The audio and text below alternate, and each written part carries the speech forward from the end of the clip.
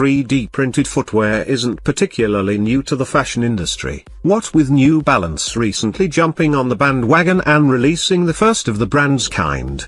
Smart accessories are also fairly old hat when it comes to the digital era, but did you ever think that your shoes could change the way you play mobile games?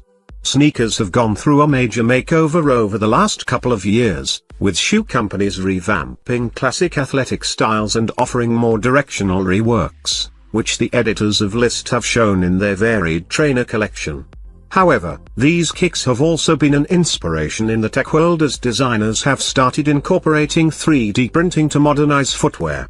And Lenovo is trying to take it a step further by creating a smart shoe that doubles up as a game controller. At Lenovo's Tech World 2016 event held in Silicon Valley earlier this month, the Chinese multinational technology company revealed all of their latest innovations in laptops, smartphones and tablets. Although, the superstar among the concepts was their 3D printed smart sneakers.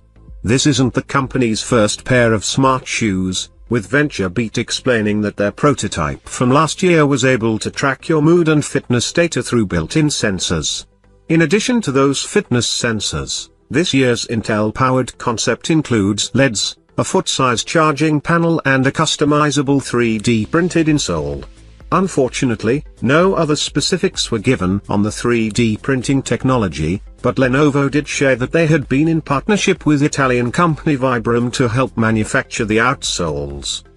How exactly the sneakers will be incorporated into video and mobile games, Lenovo hasn't made that clear, though most would probably imagine a Dance Dance Revolution type of setup or a runner-style mobile game that the shoes could sync with. The shoes are equipped with an Intel Curie chip that's supposedly a future trend in wearables, but there's no telling whether these smart sneakers will make their way into the market anytime soon.